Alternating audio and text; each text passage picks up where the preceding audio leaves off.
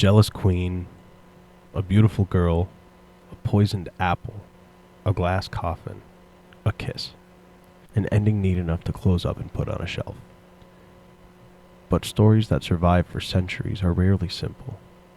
They survive because they are built around truths that keep finding new costumes. They change clothes for every century. And after all, we know that Snow White was never really about a forest. It's always been about the room we're in now. The story of Snow White, to me, seems almost like it's more about hunger. But not a hunger of the body. That kind is merciful. It can be fed. This is an older hunger, the one that wakes in mirrors. The one that measures worth in reflections, the one that cannot eat enough praise to feel full. The queen stands before the glass and asks the oldest question in civilization. Am I enough? She does not ask for wisdom. She does not ask for peace. She does not ask to be loved by those who know her. She asks to remain supreme in the shallow kingdom of appearances. And the mirror answers with the cruelty of truth. No. There is someone younger, someone brighter, someone whose existence feels to you like theft. That question did not die with castles, it multiplied. Now the mirror is everywhere. It hangs in bathrooms, it glows from phones, it stares in storefronts. It scrolls endlessly in your hand, answering all day with bodies, faces, lifestyles, and curated lives arranged like commandments. The mirror used to answer one woman. Now it answers to millions. It says, here is beauty without pores. Here is youth without time. Here is fitness without context. Here's wealth without debt. Confidence without pain. Life without mess. And it rarely shows the machinery behind the image. Lighting, editing, surgery, genetics, money, selection, luck. People mistake performance for reality. And that is how enchantment works. Not by lying. Not outright anyways. By editing truth until it becomes more dangerous than fiction. The queen was never just a character in a children's book. She appears anywhere. Worth becomes dependent on comparison. In industries that monetize insecurity, in feeds that reward obsession, in the friend who congratulates you through clenched teeth, in the corporate executive threatened by younger talent, in the ordinary person refreshing for proof that they still matter, and in the voice inside your own head that learned to speak in measurements. And just as the queen is not just a character in a story, Snow White was never merely just a girl. Snow White represents the unguarded self, the part of you that still wants to believe beauty means goodness, the part that hopes that if you become desirable enough, disciplined enough, flawless enough, you will finally become safe enough, or loved enough, or chosen enough, or just enough. So when the queen shows up at Snow White's home, she opens the door. Now that matters. The witch does not break in. She is invited. She is welcomed. Temptation almost never arrives looking like violence. It arrives as advice, as aspiration, as self-improvement, as wellness, as one small change, as the promise that your suffering can be solved if you purchase the correct product. And she presents to Snow White the apple. Red, polished, and beautiful enough to bypass suspicion. The apple's not just a fruit. The apple is appetite given shape. It takes many forms. It's the impossible body sold beside a product link.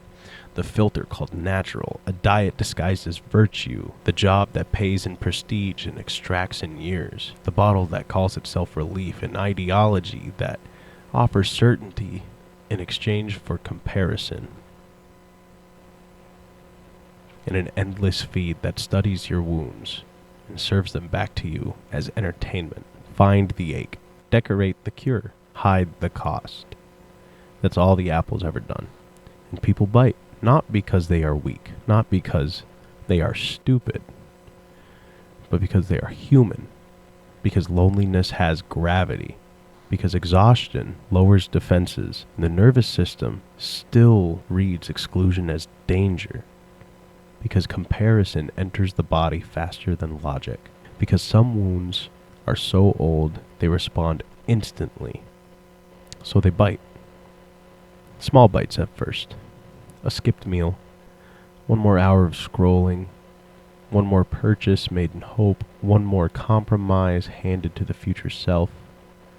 One more photo deleted for failing to resemble fantasy. One more apology spoken to a body that's done nothing but carry you, despite your own body continuing its quiet miracles, healing cuts, carrying stress, digesting food, adapting, surviving, shooting neurons faster than the speed of light. Most catastrophes begin this way, not with thunder, with repetition. Then comes the sleep. Not death, but something more common. Disconnection. The woman who cannot enjoy dinner because numbers are louder than her hunger in her belly. The man who mistakes punishments for discipline. The worker, admired for success while privately collapsing. A person who has become efficient at living a life they never chose. Glass coffins still exist.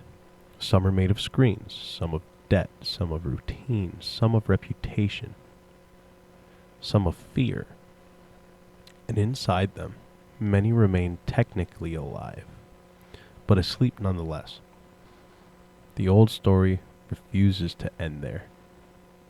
And that matters as well, because collapse is not always punishment. Sometimes it's interruption. The panic attack that exposes the pace you've normalized, the heartburn you get from not eating a meal, burnout that proves your body was sending warnings for years, the betrayal that teaches beauty and goodness are separate things in the moment you learn how the image was made, the filter, the edits, the surgery, the team, the lighting, the debt, the sadness that looms just outside of the frame. Then the false thing lodged inside you begins to move, and when it does, you wake, but not into a safer world. The forest is still a forest. Predators remain, mirrors still speak, beautiful things still lie, the machine still hums, but you are different. You no longer confuse visibility with value. You no longer mistake desire for direction, and you no longer assume that what glitters is guidance. That is wisdom. Not the belief that nothing can harm you, but the ability to recognize what wants to. So I think we should all ask ourselves, who's holding the mirror in our lives? Who profits when we feel unfinished? What apple appears when you're tired, lonely, ashamed, bored? What standard has entered through your eyes and built a throne in your mind? What have you been calling destiny that was only marketing? And when you stand before your reflection, ask a better question than the queen did. Not am I the fairest? Am I desired? Do I compare? Ask, what is real? What is mine? What have I swallowed that does not belong to me? Who would I become if I stopped worshipping mirrors? Because the tragedy of the apple was never that it was poisoned. The tragedy was that it was beautiful enough to work. And the miracle of Snow White was never that she was rescued. The miracle is that she arose again.